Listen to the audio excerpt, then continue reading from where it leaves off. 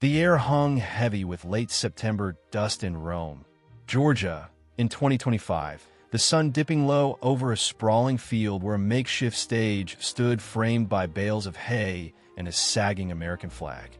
A restless crowd milled on the trampled grass loggers and sweat-stained caps, their hands rough with sawdust. Moms juggling babies and iced tea jugs, their sunburned shoulders tense. Teens slouched with phones aloft, thumbs poised to capture the next VY clip. They'd gathered under a bruised sky to hear Marjorie Taylor Greene, the unyielding Congresswoman, whose tailored blazer and fierce drawl turned the patchy pasture into a crucible of raw fervor. The field, usually a quiet stretch off Highway 411, crackled tonight. The buzz of cicadas weaved VY-ing through the rumble of diesel engines parked along the fence line. Greene's voice thundered over the rustling jobs, borders, say VY-ing America from the Green agenda, her fists pumping like pistons, her blonde hair glinting in the fading light. The crowd cheered unevenly, some roaring with primal loyalty, others shifting on their heels, their claps more rote than wild, the energy flickering like a storm-stirred flame. 7-year-old Madison balanced on a crate she'd dragged from the parking lot, her scuffed sneakers planted firm, a faded red backpack slung over her shoulders. Her tie-dye shirt splashed with yellow and blue flared bright against the muted sprawl of denim and camo. Beside her, her dada lanky man with a buzz cut and a grease-stained mechanic's jacket kept his eyes on Greene, his arms crossed tight, his jaw clenched with a mix of grit and unease. Inside Madison's backpack wasn't a juice box or a toy, but a crumpled sketchbook, its pages a wild tangle of green marker trees, rivers, questions she'd scrawled under the hum of a box fan in their double-wide. "You don't need to holler, Mads," he'd muttered as they'd left their gravel drive that evening, the truck door slamming shut, his voice rough with fatigue. "She's loud enough for everybody." But Madison's blue eyes had narrowed, her grip tightening on her backpack until her knuckles whitened. "I gotta ask," she'd said, and he'd seen a spark in her he couldn't snuff, a spark lit by a river she couldn't forget. A month ago, Madison's world had cracked. Her favorite spot, the creek behind their trailer, where she'd splashed with her dog Rusty and netted tadpoles had turned murky, its banks slick with oily runoff from a new mill upstream. She'd overheard her dad and his crew at the garage, their voices low over oil cans. Greene swore she'd stop the green nuts, but now we got sludge instead. One had growled, "Jobs over water," she said, and we're choking on both. Madison had knelt by that creek the next day, watching Rusty lap at the water and cough, her stomach twisting as she wondered why the lady on the news let it rot. Her dad's tail-soft honesty shaping futures, of leaders who guarded what mattered didn't match the stink on her shoes, the way Rusty's fur dulled. She'd started sketching in that book stick figure dogs, wavy lines then words, short and sharp, until they formed the one she carried now, a challenge she'd hurl straight at Greene's boots. Greene barreled through her speech with the force of a freight train tax cuts, gun rights, stopping the climate hoax, her blazer flapping as she grinned, drawing hoots and ragged applause.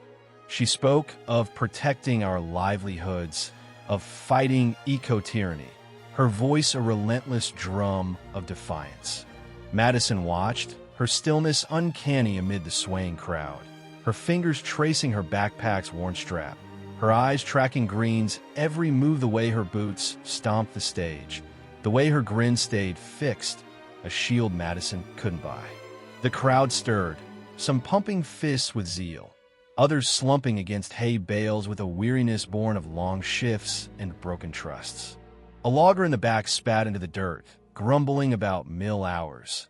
A mom beside him fanned her baby, her sigh thick with heat. But Madison stood like a sentinel, her breath tight, her heart hammering as she waited for her chance. The moderatora stout man with a megaphone and a sweat-soaked collar called for questions, and the field surged to life. Hans Rosio welder barking about fuel prices, his voice gravelly with rust, a teacher asking about buses, her tone clipped, a retiree fussing over Medicare, his cap trembling as he spoke. Greene fired back with loud, rehearsed flare stats about energy costs, jabs at Biden's clowns, a nod to Georgia tough. The crowd cheered thinly, some hollering, others trading glances that hinted at cracks unvoiced, her answers brash but shallow, like thunder without rain. Madison's dad shifted beside her, his boots scuffing the crate, worry creasing his brow. But she shook her head, her pigtails swaying, and hopped off the crate with a thud that pierced the hum. She wove forward, her sneakers crunching grass, her steps steady as she dodged elbows and legs to reach the mic stand. The crowd didn't clock her at first, their focus still on Greene's latest ransom thing about tree hugger lies, but then heads turned, eyes squinting as this tiny figure broke through. Whispers buzzed, "Who's that kid? What she got? She's awful small." Their voices a low roar that grew as she planted herself front and center. She stood there, dwarfed by the mic, her red backpack a shield against the swell of stairs. The moderator faltered, his megaphone dipping, his mouth opening to redirect, but Madison raised a small hand, claiming her turn with a quiet grit that hushed the field. The chatter faded, a tense silence settling like dusk on the ridges, every rustle and cough swallowed by the stillness. Greene paused, her head tilting, her sharp gaze softening with a flicker of amusement as she leaned on the podium. "Well, bless your heart, sugar," she said, her drawl thick and playful, a grin tugging her lips. "What's on your mind?" Madison unzipped her backpack, pulled out her sketchbook, flipped to a page smeared with green, and took a shaky breath. "Miss Greene," she began, her voice small but a whip, "you say you're SAVY in jobs, so why's my creek all dirty and my dog sick?" The words struck like a spark in dry straw, clear and searing, splitting the calm with a truth too raw to duck. Greene's grin froze, her eyes widening, her hands tightening on the podium as the crowd gasped a sharp, collective inhale that sucked the air dry. Her face, a bastion of bluster and bite, crumpled shot car VYing lines across her brow, unease flickering in her gaze, a crack she couldn't mask in that moment. A 7-year-old had outsmarted her cold. The silence stretched, hot and thick, a storm brewing in the Rome field as Madison's question hung there, its simplicity slicing through Greene's rhetoric. It wasn't just a kid's whim, it was a shard of reality piercing her platform's heart, a plea scrawled in marker that demanded more than hot air. The sun sank lower, casting long shadows across the hay bales, as if the field itself held its breath under the weight of her words. Greene stood rooted, her knuckles whitening against the podium, her polished shell fraying under a scrutiny she hadn't braced for an ex post or rally cry. Her eyes darted to the crowd searching for a foothold, stalling for a grip, then snapped back to Madison, who stood firm, her sketchbook clutched like a blade, its green streaks a quiet howl against the muck she couldn't unsee. The field's buzz dissolved, every rustle of a jug, every clink of a belt buckle, every stifled breath drowned by a hush that throbbed with her challenge. This wasn't a protester's sign or a reporter's gotcha, it was a little girl's truth, its honesty a spotlight on a woman who'd built her name on noise, and it burned brighter than she could bear. Madison didn't flinch. Her sneakers stayed planted, her blue eyes unyielding, daring Greene to answer not with slogans, but with something real. Her dad sank lower beside the crate, his jacket slipping as he rubbed his neck, caught between pride and dread for the fire his daughter had lit. Greene cleared her throat, a rough growl breaking the quiet, and smoothed her blasera reflex, a lifeline she grasped as the crowd waited. "Well, that's a humdinger, ain't it?" she said finally, her drawl quieter now, stripped of its pulpit roar, the bravado fraying into something unsteady. She took a deep breath, her chesty VYing under her blazer, and met Madison's unflinching stare with eyes that flickered, just for a moment, with something unguarded out, perhaps, or a truth she dodged. "I grew up running through these woods," she began, her tones softening into something raw, almost hesitant, fishing in streams, climbing oaks, learning to fight for what's ours. We didn't have fancy, but we had clean air, clean water enough to get by. Her words trailed off, and for a heartbeat, She wasn't the brash lawmaker who'd rattled DC, just a woman peering into a past that didn't fit the present she'd shaped. The crowd held its breath, the logger in the back pausing mid-spit, the mom's jug stilled in her hand. Every eye locked on Greene as she stood suspended in her own story. Madison tilted her head, her pigtails swaying gently, her silence a quiet demand that pressed Greene deeper into the moment. "I've got my own crew, 3 kids," Greene continued, her voice steadying but laced with a tremor she couldn't hide. "They're my world mud in the yard, hunting with their daddy. But last summer," she faltered, her throat bobbing as she swallowed hard, her hands tightening on the podium until the wood creaked. "My youngest, Eliesh, 6, got sick after swimming in a creek near home. Doc said it was runoff, something from a plant I'd backed for jobs. I yelled about it, thought I'd fixed it with my noise. But hearing you, Madison," her voice broke a sharp, brittle crack that echoed across the field, and she looked down, blinking hard against the tears welling in her eyes, her brassy mask slipping as she fought to steady herself. The crowd gasped, a jagged wave of shock and empathy that rolled through the grass like a gust over the hills. A teacher in the front pressed a hand to her chest, her sob muffled but piercing. A logger muttered "damn" under his breath, his cap dipping low. A teen in the back lowered his phone, his eyes glistening as he nodded slowly. Madison's dad looked up from the crate, his buzz cut catching the dusk, a tear streaking down his cheek to drip onto the dirt, Leah VYing a dark spot that spread like oil. Greene's words weren't just an answer, they were a confession, a crack in the armor of a woman who'd built her name on fight, and they landed with a force that shook the field to its roots. Greene pressed on, her voice firming but hollowed out, as if the admission had drained something vital from her. "We're battling keeping jobs, pushing back on the left, protecting our way. I've hollered about it plenty. I ain't stopping." The words rang thin, a preacher's echo drowned by the vulnerability she'd let slip. Madison's brow furrowed, her hands tightening on her sketchbook until the pages crinkled, her lips pressing into a line that said she wasn't here for noise, she wanted truth, something to hold when Rusty's cough lingered. The crowd sensed it too, their murmurs shifting from awe to unease, a restless energy bubbling beneath the surface as they waited for more. The moderator edged closer, his megaphone clutched like a shield, his collar dark with sweat as he prepared to cut the thread. But Greene raised a hand, a sharp gesture that stopped him cold, her boots scuffing the stage as she stepped from the podium, abandoning its safety entirely. She crouched before Madison, her blazer brushing the grass, her sharp edges blurring into something tender, almost frail. "What's your name, honey?" she asked, her voice a whisper now, barely audible over the cicadas, but heavy with intent. "Madison," she said, steady, fierce, a quiet cunning blooming beneath her breath. Greene nodded, a faint smile breaking through the cracks, her eyes shimmering with something raw. "You're sharp. Madison sharper than me, sharper than most." Soft claps rippled through the crowd, fading as the air thickened, heavy with expectation. Madison shifted her weight, her sneakers crunching grass, and looked up at Greene with a clarity that cut through the haze. "Daddy says, say VY, and stuff means fixin' it," she said, her voice a clear chime that sliced through the quiet like a bell over the pines. "So why are you talking jobs if my creek's dying?" Greene rocked back, her face crumpling a flash of a woman outsmarted, not a firebrand, her bluster dissolve VY-ing into something human and lost.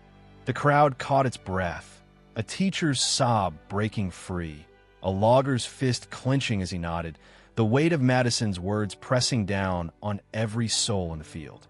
Greene stood slowly, her movements deliberate, her hands flexing as she turned to the crowd, her gaze sweeping over them with a VY-ness that hadn't been there before, a shadow of guilt and resolve mingling in her eyes. "She's got me square," she said, her voice louder now, cracked but rising, cutting through the murmurs like a plow through clay. "I've been yelling jobs, fighting, protecting us, but if kids like Madison and dogs like Rusty are paying for it while I'm up here hollering, then I ain't doing it right. I ain't done Ellie right." The field erupted, gasps sharp as lightning, sobs spilling from throats too tight to hold them, a swell of disbelief that crashed over the hay bales like a flood over the flats. Madison's question had become a mirror, reflecting a truth too plain to duck, a wound too deep to plaster over, and Greene's admission had lit a fire that blazed through the dusk. The Rome field shook now, a tempest roaring from Madison's spark, fanned by Greene's unraveling into a blaze that consumed every corner of the space. She stood exposed, her blazer rumpled, her hands flexing as if clawing for a grip she'd lost. Madison held her ground, her tie-dye shirt a flare of quiet smarts against the dimness, her sketchbook a banner of a challenge that had flipped the night into chaos and reshaped it into something raw and real. The crowd was alive, tear-streaked, sun-worn faces, tracing paths through the grid of long days, hands clasped in tight, desperate grips, knuckles whitening, eyes blazed with shock, anger, and a dawning resolve that flickered like stars through the haze. Her question, "Why were you talking jobs if my creek's dying?" had torn the field apart, peeling back layers of noise to reveal a bleeding heart beneath, and Greene's "I ain't doing it right" had struck the match, igniting a fire that refused to fade. Greene wiped her brow, her fingers brushing her hair as she stepped back to the podium, but its shield was dust now, a relic of a bravado she couldn't reclaim. "I'm fighting for you," she'd bellowed on airwaves and stages, her voice ringing across packed lots and TV screens, a line that once drew roars and raised hats. Now it haunted her, etched into the lines of her face-tight lips pressed into a thin slash, shadowed eyes glistening with a guilt she couldn't bury, a doubt that clung like the Georgia dusk. The crowd felt it too, their murmurs swelling into a storm soft at first, a ripple of "she's right" and "what about us?" Then louder, a chorus of voices clashing in a symphony of frustration and awakening. A logger stood, his cap clutched to his chest, his gravelly "my fish too" cutting through the noise. A teacher beside him rose, her sob breaking as she nodded, her "we're losing it" a whisper that carried. A teen in the back slammed his phone down, his muttered "this ain't a savin" in a plea that hung heavy. Madison's dad staggered up, pulling her close, his jacket falling open as he pressed his lips to her pigtails, his lanky frame trembling with pride and heartbreak.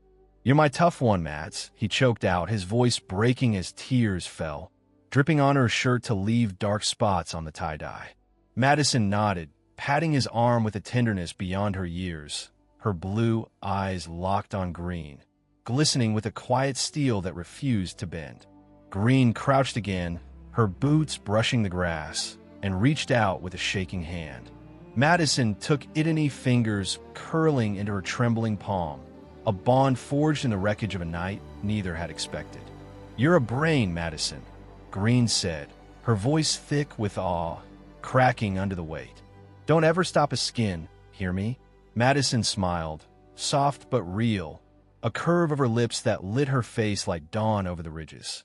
"Rusty wouldn't," she whispered, her words a dagger and a lifeline, and Greene froze, Ellie's ghost echoing in her resolve. She stood slowly, her boots scuffing as she rose, and turned to the crowd, her voice rising, raw and unshackled, cutting through the chaos like a flare in the dark. "This ain't just my reckoning," she said, fierce and trembling, her hands slashing the air as if to carve the words into the pines. "It's ours, all of ours. Kids like Madison see through the noise while we shout and strut, while we dodge the real stuff breaking him down. She's outsmarted Meso. Why ain't we outsmarting this mess together? Why we letting dirt win when we can clean it?" The field exploded applause, thundered like a squall. Shouts tore from throats raw with emotion. Boots stomped as people leapt up in a swell that shook the ground. A teacher stood, sobbing, clapping until her hands bruised. A logger pounded his fist, his dam straight, a growl that rumbled through. A mom lifted her baby, her yes, a chant that wove into the roar. Strangers embraced loggers with retirees, moms with teens' voices clashing in a cacophony of "we gotta fix it, this is on us, no more noise," and Madison stood with her dad, a fragile spark, now a blazing torch lighting the night. Greene raised both hands, stilling the storm with a gesture that trembled but held, her face a battlefield of ruin and fire, cheeks streaked with sweat, eyes alight with a purpose that burned through the dusk. Savin ain't talk, it's truth we live, and I'll be damned if I don't start now. The crowd roared, a tidal wave lifting the sky, claps sharp as thunder, cheers ragged with hope, tears streaming down, faces lifted in defiance, and unity. In Madison's dad hoisted her onto his shoulders, her tie-dye shirt soaring as she waved her sketchbook like a flare against the dusk. People stood linked by a shared wound, a fragile hope blazing into something fierce, their applause a vow to rise, to face, to mend. As Greene stepped back, her shoulders slumped but her eyes burning, the field pulsed with a truth that wouldn't fade. A 7-year-old had outsmarted a titan, not with guile, but with a question too true to duck. "Thank you, Madison," she said, lost in the din, "for schooling us all." Madison nodded, pigtails bouncing, and whispered to her dad, "Rusty be proud, right?" He hugged her tight, tears soaking her shirt, his voice a broken sob of love. "So proud, Matt, so proud," he'd bark. The lights dimmed, but the fire didn't. People lingered, plotting, changed, a community forged in a little girl's smarts, her voice echoing beyond the pines to a nation watching. If a 7-year-old could cut through the noise, so could we.